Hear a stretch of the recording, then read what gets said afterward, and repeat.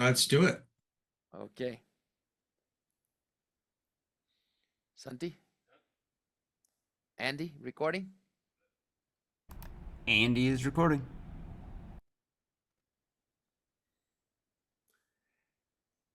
And 3, 2, 1, and we are back with Coffee Break with Coachman, with me, Christian, and some of the most brilliant minds of dentistry worldwide, really trying to leverage the amazing network that dentistry gave me almost as a gift to bring these thought leaders to you, and hopefully through their vision, through their experiences, give you the insights to increase the chances of succeeding in this amazing but very challenging world that is the dental world.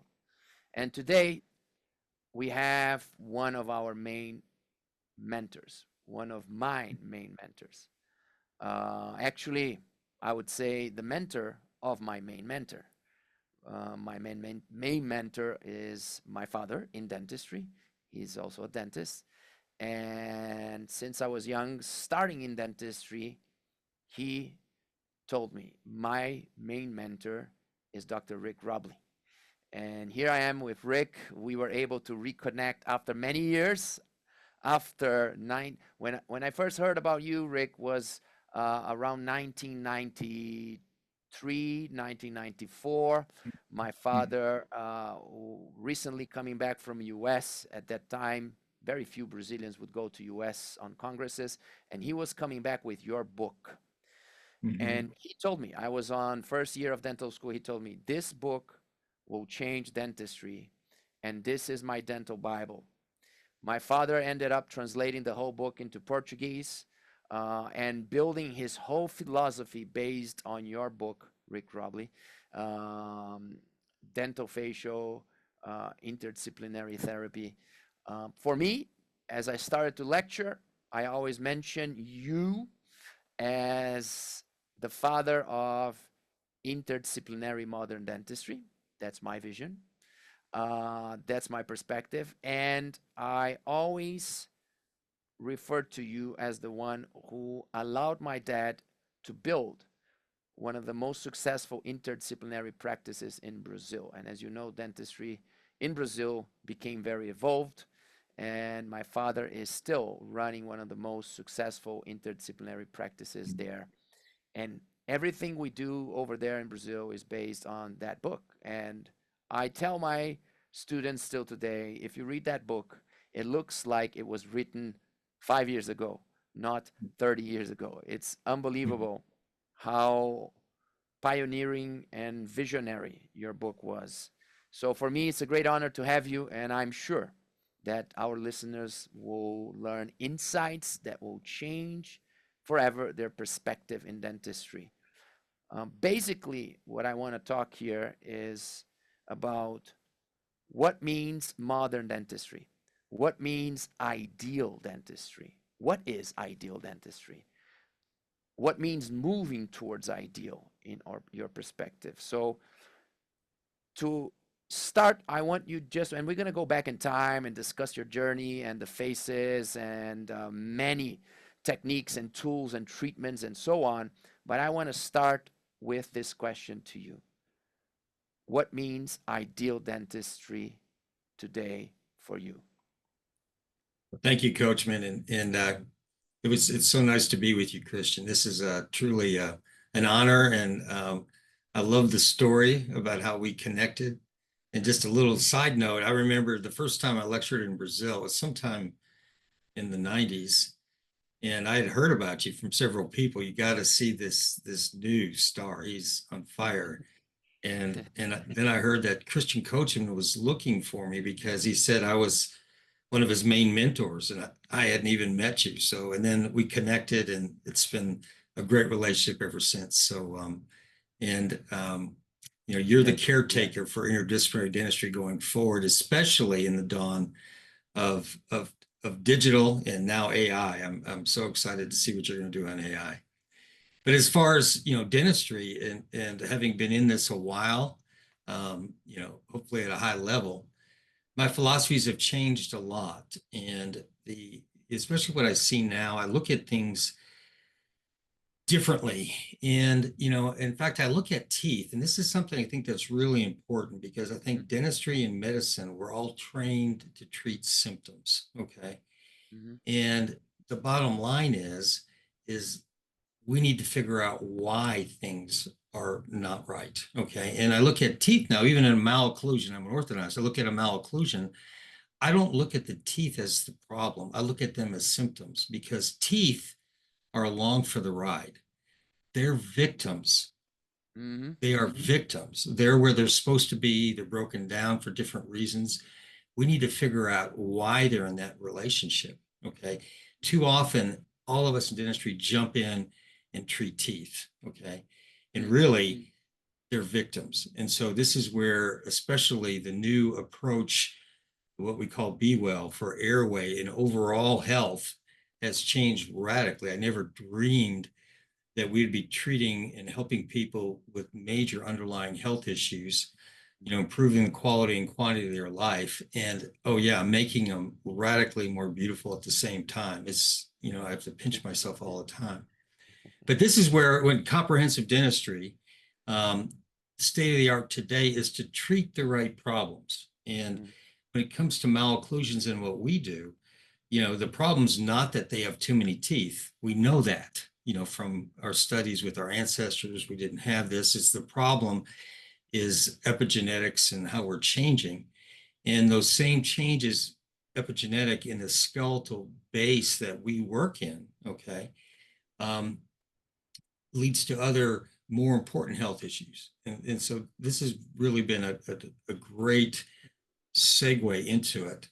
But this is where we break things down into what we call the fundamental components. So what are the real problems? Okay. And so I think that's going forward, the concept with interdisciplinary is really So addressing the you're true basically problems. saying that, if I can translate what you're saying or interpret what you're saying that ideal dentistry, great dentistry today, the traditional great dentistry, compared to where we are moving, it's all Mhm. about deep diving more into where the problem is actually starting, right? Correct. And not treating the symptoms, but understanding the causes, right? Hmm. And Hmm. I created actually a sentence that people like actually, and I use it in my lectures, that was inspired by what I learned from you. And I say, aesthetics should never be the priority, but the beautiful consequence of the right treatment. This was Beautiful. inspired on everything I learned from you. And Hmm. you mentioned to me once, every patient is an airway patient until proven innocent. I loved that one. Everybody in the crowd always loves that when you say it and when I repeat it. And There's one second half to that, yeah, and that is, and if they're proven innocent, then we treat them as someone who's going to develop airway problems because they probably will with age. we're gonna treat So them as if they're gonna commit that crime later on. that's exactly right. And and the bottom line is what we're treating is to more of our genetic potential Mhm. and for function, form and function, and habits. And the more better we do that, that is drop dead gorgeous, beautiful. That's where we're supposed to be. Okay. Mhm. And so it's just a beautiful And combination. why do you think this sounds so obvious that the mouth and the body are connected? Then the oral environment and systemic health is one thing. Mhm. That treating only teeth is not treating the underlying problem. This sounds so obvious, and why people, professionals, they fight so much against it? Why do you think that happens? Well, I think it's because the way we're trained. We're trained, especially in dentistry, but medicine's the same. I see it all the time in medicine that people are treating symptoms without looking at really what the underlying problem is. And, especially in dentistry, we love teeth. We love to do, restorative. We love to do all the different things. But if the tooth is not in a stable relationship, and if the habits aren't correct, and if the skeletal structure is not correct, we're committed to a lifetime of problems and continued maintenance on this because we didn't address really why it was a problem to begin with. Okay. And And why do you so, think? And why do you think dentistry is so focused on treating and so not focused on diagnosing? And how can we change that? Well, basically that's what we get paid for, okay, is treating teeth. And so a lot of it's driven by what we're going to get insurance payment on. And I hate to say that, but that's the reality of it. Mm, We don't get paid properly for proper diagnosis, okay? And I accepted that a long time ago. And my diagnosis, I do a complete workup, CBCT, photos, scans, an hour of my time consulting, and I don't charge anything. Okay. mm, mm, That's my loss leader because if I don't spend that time or if I charged what it was worth, okay, I mm. wouldn't be treating these cases. And so I kind of look at it as a loss leader. And that kind of took that pressure off my back of thinking that I'm not getting paid for it. We just made it a loss leader. And that way it's easy for my team to refer It's like patients an to me. investment. It's like an It's an investing in, investment. it's like Correct. investing on marketing to grow your practice. Right. And that's one of the big principles in my book way back when is that if you're looking at diagnosis and treatment planning as a profit center, you're not going to be doing many big cases, okay?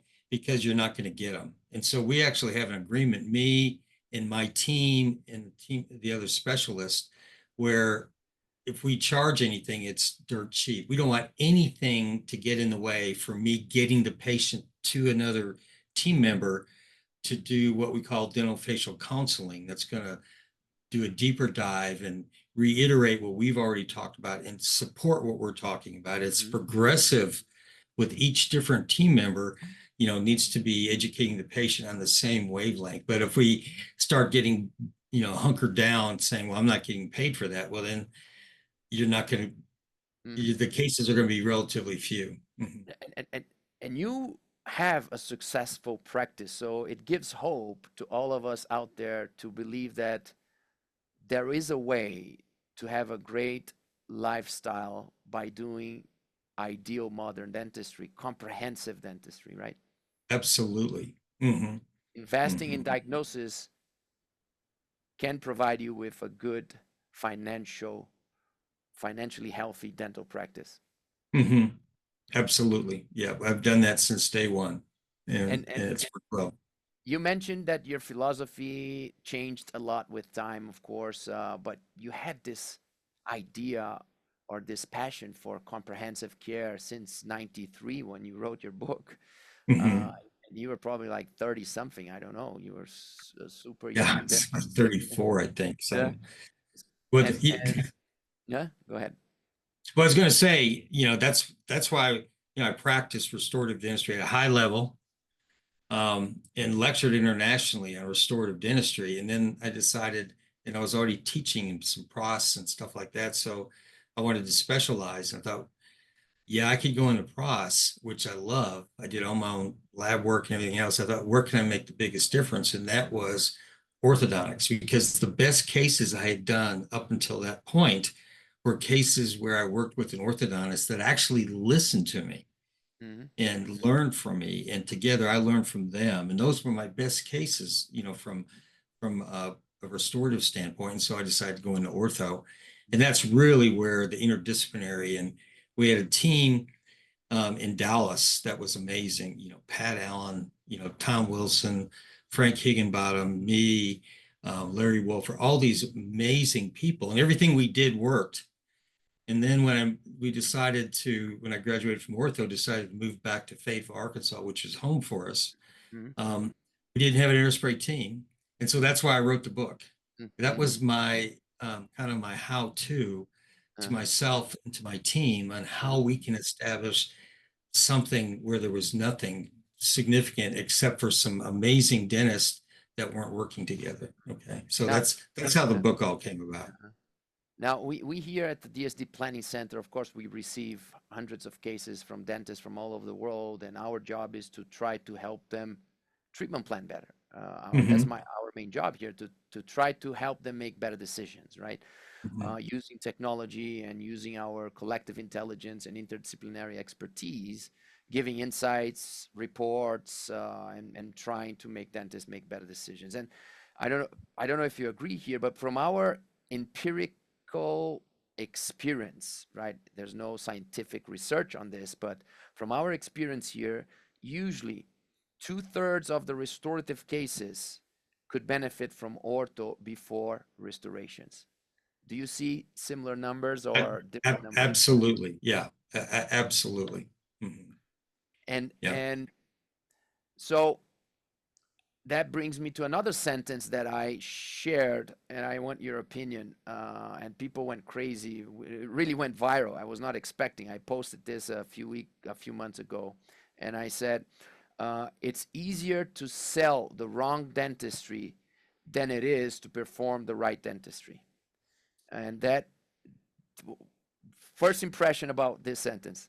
I love it. I love it. And because that's what the patient wants to hear is some simple means that's going to fix their problem. Okay. They don't understand that that problem is a symptom of something that's radically more important. So I think that's a beautiful way. And I think that's really sums up a lot of the problem we have in the interdisciplinary approach is that that is the simplest way to sell dentistry. Mhm. So the reason why I say this, and that brings me to the question, is that what since we love comprehensive, we love the right dentistry, we love diagnosis, we love treatment planning, and as you said, there's no solid business model supporting doctors that love that part. Mhm. Unfortunately, the whole business model of dentistry is supporting treating and executing, meaning people pay more when you start doing the wrong thing. People pay you more when you start the death cycle of the tooth, when you harm the tooth, when you extract unnecessary tooth, when you trim down unnecessary enamel, when you don't diagnose and plan properly. That's usually when you make more money. And my goal is, how can we find a business model that is successful for the people that are doing the right thing or are trying to do the right thing, that is diagnosis and planning and comprehensive care, systemic care, etc. Mhm. So my question is, you went through this process because you were making money as a great prosthodontist, and suddenly you Mhm. started to move into convincing patients, wait a minute, we need to do ortho before prosto. Mhm. And then you went even deeper. Wait a minute, we need to treat your airway before we even plan our orthodontics, or we need to plan our orthodontics towards airway, meaning that we probably need to do complex ortho and not simple ortho, meaning you are Mhm. constantly pushing yourself and the patient against the shortcut, right? Mhm. And you Correct. probably developed a strategy of storytelling, of making patients value that. So, what can you tell doctors that are passionate about doing the right thing but are struggling to convince people to value that? That's a great question. And I'm fortunate where I practice with my two sons. So I'm able to spend a lot more time in consultations now. And I love that time because like you, I'm a teacher and a storyteller. And so I've really revamped the way I Mhm. talk to patients, okay? Because they'll come in wanting something simplistic with some aligners or something. And and then I start saying, that they've severe fatigue, they're waking up, all these different things that are, aligned with upper airway resistance problems. Okay. And you start thinking all of a sudden this has gone from a simple aligner case now to a MARPI, maybe SFOT type thing. How do you make that So you're transition? just a parenthesis here. Parenthesis. You're talking to a patient that thinks that they're gonna come to you, will Mhm. do 2 months of aligners, 2 appointments, 6 veneers, and fix all the problems of the world. Mhm. And Correct. suddenly you have to say, wait a minute, I'm talking about 1 year of ortho, I'm talking about surgery, SFOT, and all these extra things. And then you Mhm. need to convince, you need to sell that story in a way that the patient not only will do it, but will love you because you convinced them to do it.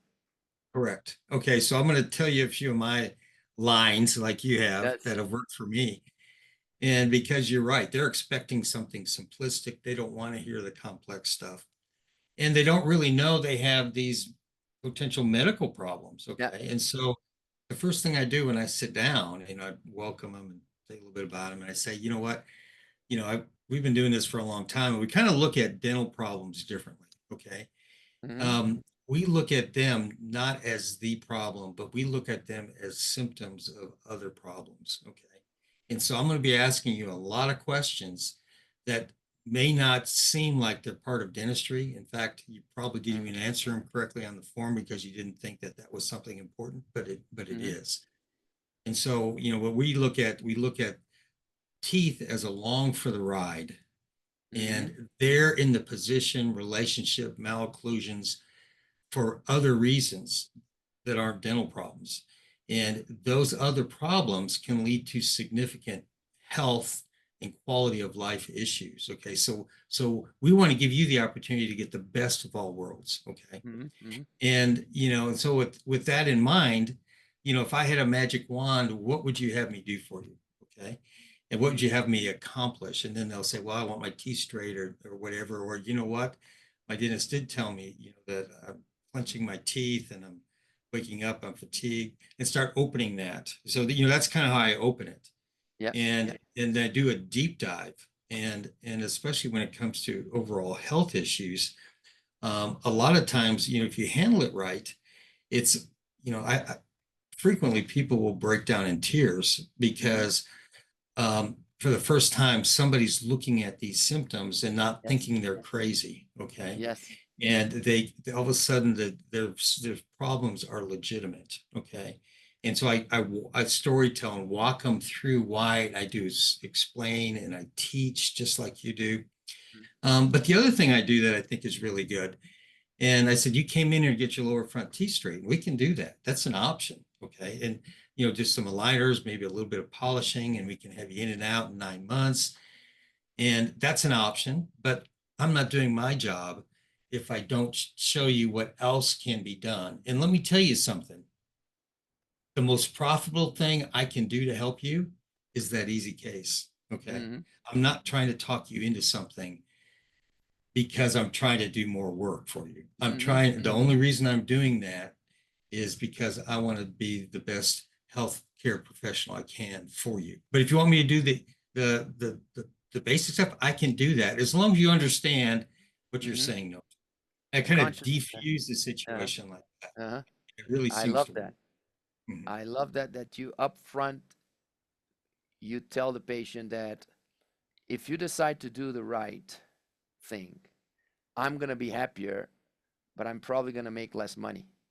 Correct, and that's But true. still, I will be happier. And Hmm. I'm here to convince you to do the right thing for you that is not necessarily the more profitable for me. Hmm. And you destroy And completely that sensation, that over treatment and overselling and things like that. mhm, correct. That has worked very well for us, and our case acceptance is really high. And that's because of that. And the other thing is, this is our 32nd, 33rd year for our study club. Sometime I want you to do a common knowledge forum for us or something up for it. But 33 years we've been doing it, and we meet during the weekday, and it's always custom. There's no canned stuff in it, but that is our training ground. Okay. This is our grassroots effort to see who in the dental community, really is passionate about doing high level care. Okay. Hmm. Hmm. And so that's our gateway to get people in and develop them. But really where the rubber meets the pavement for us and my interdisciplinary team. And the reason I'm saying this is because the more plugged in my team is, makes my teaching and selling the case so much easier because Hmm. now we have team members that are passionate about it, that are selling it before they Yeah. even get here. Yeah. Okay. And so that is a huge asset for what we have. We have an amazing team. But we're Hmm. saying where the rubber meets the pavement, for these team members is our Thursday morning meetings. Every Thursday morning, from 6:45 to 8, we have we'll do diagnosis and treatment planning on probably 8 different cases, and Nice. different doctors will dial in depending on who's on the team. And we have doctors from Tokyo and Dallas and everything else chime in just to learn.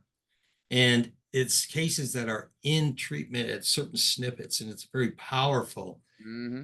learning and teaching tool. Mhm. This should be broadcasted to the whole world of It's, dentistry. I mean, anybody who jumps on thinks this is the best CE we've had, and everybody gives their opinion, even if they're not part of that team, that Yeah. because every patient, we don't have the same people on every team. Mm, We have multiple different specialists that we work mm, with mm, restorative mm. dentists. So that's where the systematic approach to Uh-huh. really doing this diagnosis treatment plan is so critical. Mhm. Yeah, of course, I'm not an expert on airway. I'm not an expert on systemic health at all, but I'm just passionate about trying to connect the dots. I'm passionate about following the people that are treating Mhm. the whole, Mhm.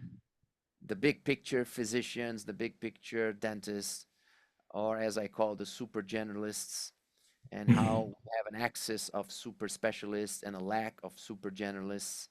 And people just dive into the detail of the detail of the detail and don't see exactly what you're saying, where the core of the problem, the beginning of the problem, and at least educating patients, even if you're going to do what everybody else would do, educating the patient to allow the patient to have a conscious decision about what they want to do, right?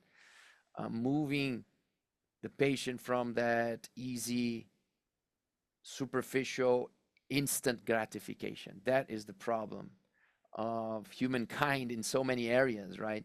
Modern society, instant gratification, and the medical world is just making it worse with the way we treat people. And aesthetics is making it worse because then people sell the idea that by treating aesthetics, you're healthier when it should be the opposite. And doctors make more money by pushing people for the instant gratification, avoiding the real treatments. From all these connections that are missing, I've been researching first, I started to learn a lot about airway and the missing link between dentistry and airway. And you are definitely one of my main mentors on this topic. There's other more biological missing links, the impact of chronic infection in the mouth and systemic, Mhm. Mhm. the impact of chronic inflammation in the mouth Mhm. and systemic health, Mhm. the impact of bite and posture and chronic pain, for example, Correct. and airway. For me, these are the four major areas Mhm. that, at least for me, is what I'm trying to see a little bit beyond. Mhm. You really deep dive into airway, when that started, why that started, and why do you put airway as one of the core pillars of modern dentistry? Excellent question. Let's kind of backtrack on that for a little bit. And a lot of it has to do, from years of discovery and, experience. And it's not, you don't learn from experience, you learn from scientifically analyzing your experience and seeing how you can improve. Okay. That's what you're like, that's what I like. And so we're on this journey trying to improve everything we do. And the more you do dentistry, the more you see that there are factors that, are out of your control. And that if you don't, especially an orthodontist, with relapse, okay, you start looking at your cases that relapse, I think there's something else going on here. Okay. Mhm. That we treated symptoms by moving the teeth. The problem may have been, lack of bone, which is rampant. Okay. Every generation, our skeletal structures in our lower face are getting smaller. Um, but also the neuromuscular, the muscular component, because the teeth are where they need to be in equilibrium with all the Mhm. different stresses and forces. And if we don't jump into that, we're going to get in trouble. And the bottom line is we're genetically programmed. The skeletal components, the dental components, and the tongue are all genetically programmed to work and be compatible with each other. And Yep. so genetically, the tongue and the teeth don't change. The skeletal structures are highly influenced by the environment epigenetically. And that's what's really changed, in my opinion, the way I look at patients now. And that epigenetic change in the skeletal structures, where the teeth and the bone are totally subservient to muscular function, or more importantly, dysfunction. And Mm-hmm. if we start trying to treat the teeth without addressing that, we're going to have major relapse. Okay. Mm-hmm. Mm-hmm. And that's why we've talked about this before, how now I don't talk about airway necessarily with the patient either. I don't like to talk about it in lectures because there's so much misinformation out there, and there's so much money being thrown into different appliances and techniques um, that are destroying. I get to see all the problem patients, Mm-hmm. Mm-hmm. good or bad, and there's a lot of this. There's a lot of misinformation out there, Mm-hmm. Mm-hmm. and so that's why we don't talk about airway basically by using that term. What we talk about is wellness, okay, and that's where you and I have talked before about the Be Yes. Well grid.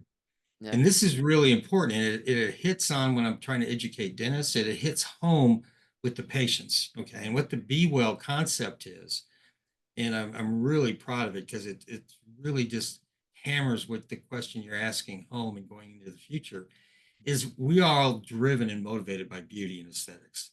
Mm-hmm. Okay. That's what motivates us. It motivates our Mm-hmm. staff. More importantly, it motivates the patient to do the things that we need to do as Mm-hmm. healthcare professionals. Okay, we can Yeah. use aesthetics. Okay, and so beauty has always been a part of it. The problem is we're not treating the right structures and the right underlying, components of the problems. We're going to have problems, and we're going to miss some really advantageous things to help the patient with. And so that's why in the Be Well grid we have beauty on one side, and on the other side of the chart we have wellness. Okay, Mm-hmm. Mm-hmm. and beauty stands for, in this concept, anything within our capacity as dentists working with our counterparts in dentistry in medicine, um, that can improve the beauty of the patient. Okay, plus, and this is what's totally underestimated in airway and wellness, is the effects of wellness on beauty. And Yeah. when you see these patients that have these beautiful smiles, but then you look and their eyes are bright, their complexion's beautiful, they don't have, the Venus pooling under their eyes, that elevates the beauty. But on Yeah. the other side, we have wellness. And wellness includes all the things that, we have been trained, the perio, the dental, all the different structures that we've been trained, which is so important, especially now, like you said, we know about the inflammatory process and how it can affect wellness overall, but also the effects of airway being treated on how it Mm-hmm. affects wellness overall. And that's where we see some Mm-hmm. radical changes and improvements. And so we have to be going, and we break it down into negative, neutral, positive, and then optimal. And up Mm-hmm. in the right hand corner is the optimal. And the upper quarter is what we call the target zone. And that's where we've improved not only beauty, but wellness to a new level. And Yeah. what's fun is going back and look at all the cases I've been teaching for years and published, and I put them on that chart, and by God, it's You not missed good. you I missed missed some it. opportunity. I missed It's a miss of what you teach on your lecture is the opportunity that was missed, right? We missed the correct. opportunity. We can do a superficial treatment and make patients smiles look better. That's very easy. You put 10 veneers and everybody will look a little bit better. It's what I call superficial beauty, or immediate satisfaction with beauty, right? And what we are talking about here is that when you generate a longevity, when you generate wellness, you have a longevity beauty, as we can say, meaning beauty that will last much Correct. longer because it's a consequence. It was the initial priority of the patient because we are all driven by beauty, but it was not the first focus of the healthcare provider. The Mhm. healthcare provider was able to sell this idea that if we do the right thing, if we treat the right problem, if we diagnose the right problem and do the right thing, you're going to have this beautiful collateral effect that is becoming really more beautiful and for many more years, right? And And and your I love your grit. Yeah. and your dentistry is going to hold up better because you've addressed why they had problems to begin with. Yeah. Stability. It's stable, right? It's stable Mhm, because you said when you try to move things superficially, the whole body will work against it, right? mhm, And mhm, it just came to my mind that you said, as you were saying, that the soft tissues are kind of guiding the hard tissues on the development, right? mhm, It's not the mhm. opposite. Absolutely, yes. Soft tissues are guiding, and soft tissues are working daily, day after day, millions of seconds and minutes, moment after moment. Soft tissue is working in a certain way, Mhm, back and forth, and molding the hard tissues. And then we want to mhm, change the hard tissues without addressing the problem. And for me, airway, as you were saying, why do we focus on airway? What is actually guiding the soft tissues every second of our life is breathing. The only thing that it's the heartbeat and the breathing. There's nothing else that happens so consistently over and over again. And in this mhm, part of our body where we take care of, breathing happens here, and mhm. it's happening constantly on the wrong way with the wrong um, structure, right? And it's guiding everything else. So it's very obvious if you think holistically, right? Mhm. No, you're exactly right. And that's why I do spend quite a bit of time talking about this because, the skeletal structures down here in our mid face and our lower face are highly adaptable, more than any other bones in the body. Okay. And that's why epigenetic changes are so common here. And that's why we're getting smaller every generation because our diet's Mhm, softer. And this is, all proven with dental anthropologists. And so we don't even need to go there. We're getting smaller. And mhm, the bottom line is the skeletal structures of the lower face are a lot like the orbits of the eyes and the cranium. Okay. mhm, The cranium and the orbits don't form in the eyes film and the brain film. It's the opposite. mhm. For the orbits, the eyes form, the muscles form, and then the orbits form to not only house the eyes, but support the function. Yeah, And if that function changes, the bone changes because when it comes to muscle and soft tissue versus teeth and bone, muscle and soft tissue win 100% of the time. yeah, The yeah, bone is meant to support. And so you're going to develop, if you're a mouth breather, you're skeletally going to develop to be a mouth breather. The yeah, long face, the yeah, deficient, the constriction. yeah, yeah. And this is why it's so important to be looking at why and change that. Mhm, mhm, And when you do that and you figure out that mhm, maybe they're mouth breathing and mhm, thrusting because they're trying to breathe and all the different things. And I guess the best way I like to sum it up is what we're doing now and this team approach focusing on wellness is who else in medicine can mhm. treat major underlying health issues and make people more beautiful at the same time. Not just a little bit, but radically more beautiful than we Yeah, ever thought we could. yeah. The That's modern what the dentist. future is. That's the That's what the modern future is. dentist. Yeah, I've always loved what I do, yeah. but I'm getting up there in years and I have no plans of slowing down because I don't want to miss out on the fun, especially No, getting to do it with my sons. you can't get Mm, a bigger purpose than that. Doing this type of mhm, dentistry, mhm, putting the effort and the courage to get mhm. outside the comfort zone and not do exactly what everybody else is doing. And I'm Yeah. not pointing fingers and not blaming. I'm pretty sure a huge majority of dentists are trying to do their best and are ethically driven, putting their hearts into what they do. But what we see is a huge necessity to get out of your comfort zone and And have it the courage. hurts. Yeah, And it can hurt. And yeah, yeah, that's one of the problems we have in dentistry is for instance, as an orthodontist, I'm trained to take out teeth when severe crowding, and I've done thousands of those. Okay, I don't anymore, but that's what we were trained. And you look at it, the problem was not that they had too many teeth. The problem was that the skeletal structures were too small. And the science shows that taking out teeth and treating to the small bones doesn't cause airway problems. But what you've done is you've squandered a tremendous opportunity to change the quality and quantity of that patient's life by developing the skeletal structures. So I have to eat crow quite often, and I don't mind doing it. When a patient comes in, I've treated before, they still have beautiful results. I took out teeth, but they're suffering from, upper airway resistance, for instance. And then I got to eat crow and go in there. You know what? That was the best we could do, but now we know, and we work with it, and we redo it and fix them. And so the problem is a lot of people don't want to change course because they don't want to admit that Mm-hmm.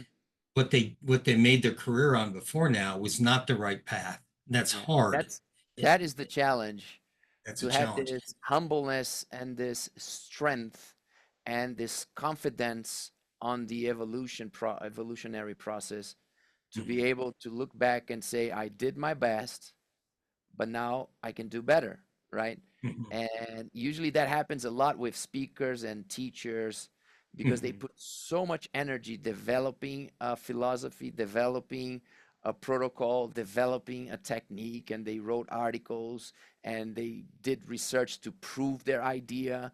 And now mhm. that they have something, sometimes we look back into everything we did and we said, it looks perfect, but it's not right.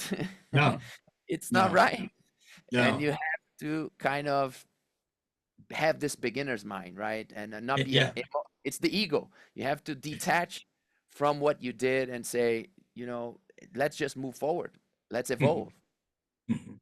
And even like, I've been fortunate where, getting to know and talk to people like Pete Dawson, Right? he had to change his philosophies quite often. And I know that if he were still alive today, he would be 100% behind what we're doing now, even though it's not what he originally taught. Okay. But, Yes, yes, and, yes. the same is true with John Coyce and Frank Spear, all these greats that make their names on certain philosophies and techniques. They've got to be open to change and go forward with it. Yeah, There's a yeah, lot, especially in dental education, that don't. Okay. And I yeah, see it a yeah. lot in ortho departments. Mm, And that's why when it comes to stuff like the wellness or the airway that we're talking about to be accepted in dentistry, we need a couple different things. The most important thing we need is scientific evidence to prove it. When that's one of the main blocks mm. we have to on the Yes. road to doing this.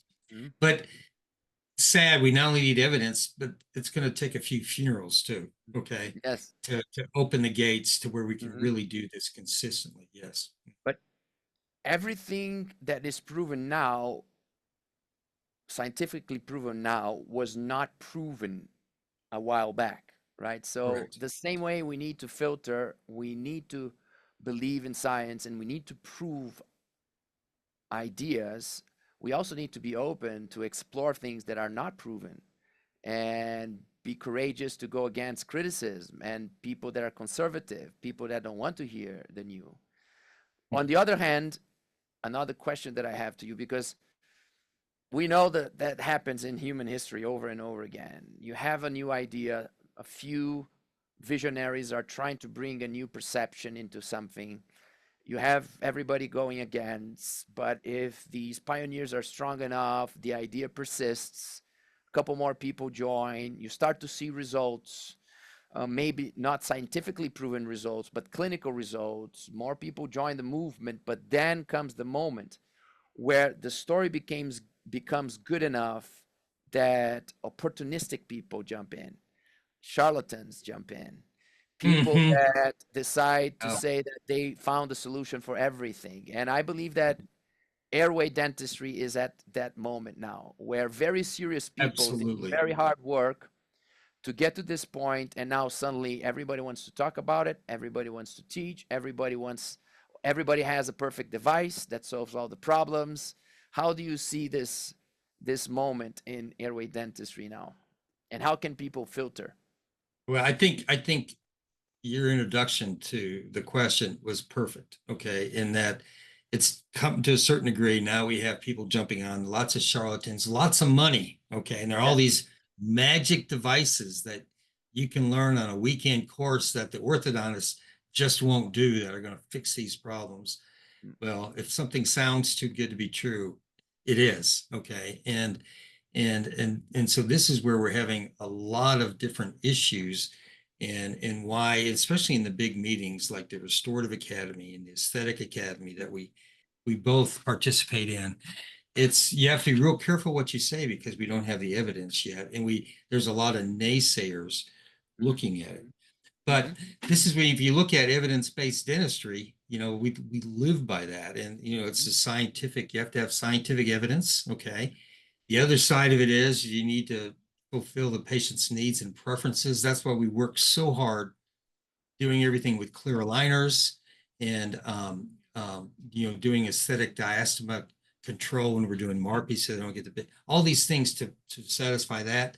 But that middle one, and I touched on it earlier, is that clinical experience and expertise.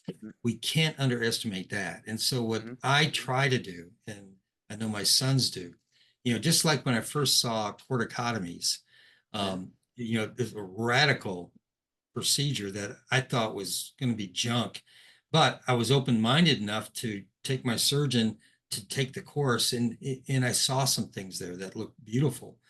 And so you take that, whatever scientific evidence you have, then you take the expertise and the experience you have, and you apply that. And, the old saying is, some people look at experience as doing the same thing wrong over and over again with ever increasing confidence. Okay. That's where a lot of people's experience is. That's not what we're talking. We're talking about every time we do something, doing a deep dive and scientifically analyzing that experience and how can you improve to push the science further, and then doing the records and having the database. And that's why, we've done, somewhere like 1,300 SFOTs with clear aligners. We've done over 1,000 MARPIs now. We're doing a couple a day. We're doing records so that the different universities can come in, take what we've done with scientific knowledge and a lot of experience and application to make it where we can prove that what we're doing is the best going forward for the masses. That's what it's going to take. Now, I have a final question for you that you mentioned about the opportunistic people, magical devices that can treat all the situations and solve all the problems related to airway. Many patients are desperate, and when they hear that, they want to try whatever. Now, if you're a serious doctor and you want to learn serious procedures that are helping with airway, what is this new toolbox? And I know that you are one of the pioneers on creating protocols, interdisciplinary, comprehensive protocols. But if you could list quickly the procedures that you're doing more and more that are bringing great results, and you can take the opportunity to actually mention your course and the program that you're putting together to teach people all these procedures. So the new toolbox that a modern dentist needs to add to whatever we already knew was part of the toolbox that we needed. Well, the first recommendation I have, and there's not a lot of good courses I can recommend for this, but is, try to take courses that are not product or technique driven. Learn about the science of airway disorders, not apnea. We don't focus on apnea because that's on the end of the spectrum. We're focusing on the upper airway resistance problems leading up to the apnea. Okay. But we need to learn enough about that so we can scientifically analyze the procedures and techniques that are coming at us. Okay. And if you don't have that background, you shouldn't be doing the techniques, in my opinion. Okay. So I think that's really important. Learn the science. And if something seems too good to be true, it probably is. You can't move teeth where there's not bone unless, like we do, and we teach in the course you're talking about, if we harness growth and development as much as we can. I'm actually treating my grandkids at 3 or 4 at the latest because we know they're going to be small arches. We're knocking that out because we're treating teeth, yes, okay, but the teeth are victims, okay, and the problems that they're going to have with a malocclusion and small arches are not dental problems. So we don't go on the dental development curve. We treat on the skeletal development Mm-hmm. curve, Mm-hmm. and which is almost done by age 7. Okay. Mm-hmm. And when you start really looking at that development, um, it can make a significant difference in a child's IQ if Mm-hmm. they're breathing properly Yes. and functioning properly. Yes. So Yes. Yes. we jump in, and you've had some experience with that yourself. Yes. Yes. But then all the adults we treat, which is a huge part of my practice, no growth and development. What do we do? Because there's still small structures. And this is where, yeah, we can do radical orthodontics, what I'm a big fan of, but frequently that's going to be over treatment.